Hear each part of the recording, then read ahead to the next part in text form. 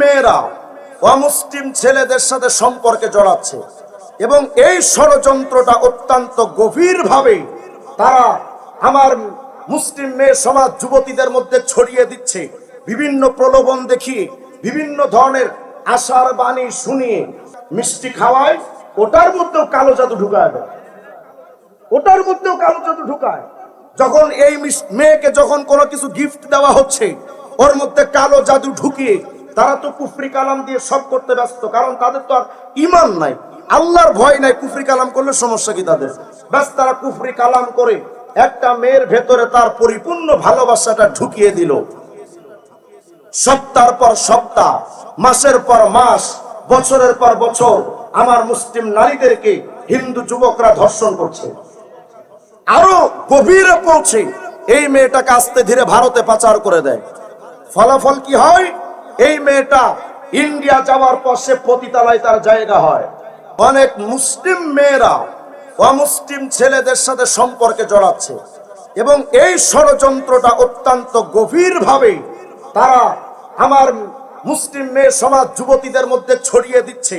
বিভিন্ন প্রলোভন দেখিয়ে, বিভিন্ন ধরনের আশার বাণী শুনিয়ে, বিভিন্ন ভাবে তারা সহি সুফি রূপে তারা এসে আমার বোনদের মাথাকে, ব্রেনকে ওয়াশ করছে। কি বলে জানেন? আপনার ফেসবুকে আসবে হয়তো হিন্দু আইডি দিয়ে অথবা মুসলিম আইডি দিয়ে। মুসলিম আইডি দিয়ে প্রথম আপনার সাথে প্রেম করার চেষ্টা করবে, যদি একান্ত ব্যর্থ হয় তাহলে অমুসলিম আইডি দিয়ে আসবে। এসে একজন মুসলিম নারী একটা যুবকটিকে এসে মেসেজ দিবে। কি মেসেজ?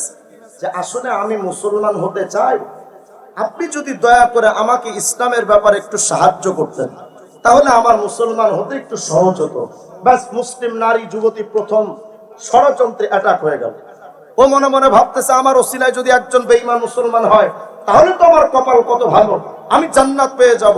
এই যে ধোঁকা দিয়ে প্রথম তাকে মেসেঞ্জারে অ্যাড করে নিল। একদিন কথা হচ্ছে, দুদিন কথা হচ্ছে, 4 দিন কথা হচ্ছে। আস্তে ধীরে ধীরে তারা প্রেমের সম্পর্কে জড়াচ্ছে। কিভাবে? ছেলে প্রস্তাব দেয় যে যদি তুমি আমার সাথে বিয়ে বসো তাহলে আমি তোমাকে বিয়ে করে ফেলবো, আমিও কালেমা পড়ে মুসলমান হব। ব্যাস, আমরা দুইজন মুসলমান হয়ে সুন্দর একটা সংসার গঠন করলাম।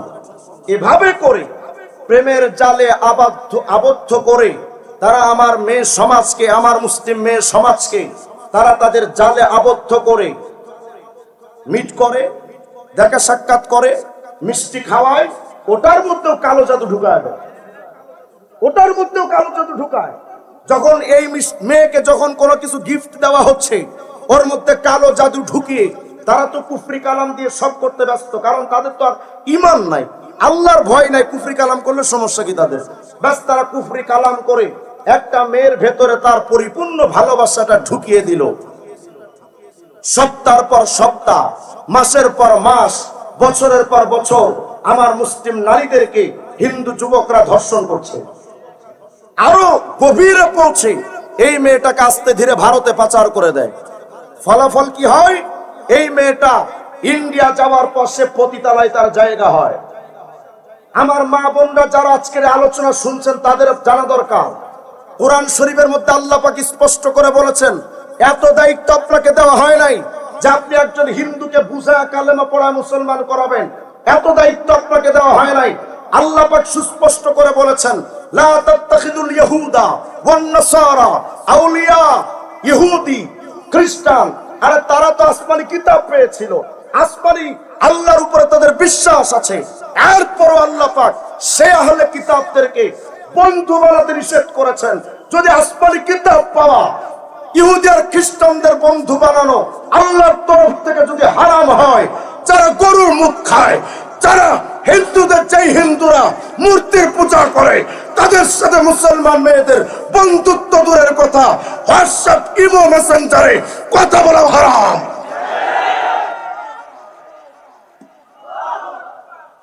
অথচ সেই কাজে আমার মেয়ে, আমার বোনেরা আকৃষ্ট হয়ে যাচ্ছেন, তাদের সাথে সম্পর্ক করা হচ্ছে।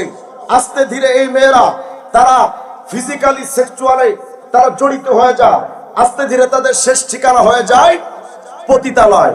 ছিল এক সম্ভ্রান্তের নারী, পরিবারের সন্তান, আজ হয়ে গেল পতিতালয়ের একজন সদস্য। আমরা স্পষ্ট করে বলি, আমাদের বাংলাদেশে আমরা বিভিন্ন সময় পত্রিকার মাধ্যমে আমরা দেখি যে অনেক হিন্দু যুবকরা মুসলমান মেয়েদের, যুবতী মেয়েদের এভাবে আকৃষ্ট করছে।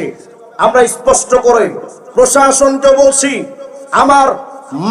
আমার মায়ের ইজ্জত, আমার একজন বোনের ইজ্জত, আমার একজন মেয়ের ইজ্জত, আমার একজন মুসলিম যুবতী নারীর ইজ্জত মানেই বাংলাদেশের সমস্ত মুসলমান নারীদের ইজ্জত। যদি আমার কোন মেয়ের ইজ্জত এভাবে ভুলুণ্ঠিত করতে থাকা হয়, প্রশাসন যদি এটা বন্ধ করে উদ্যোগ না নেয়, যেখানেই ধরা পড়বে ওই হিন্দু যুবককে জীবন্ত পুঁতে ফেলবে মুসলমানরা।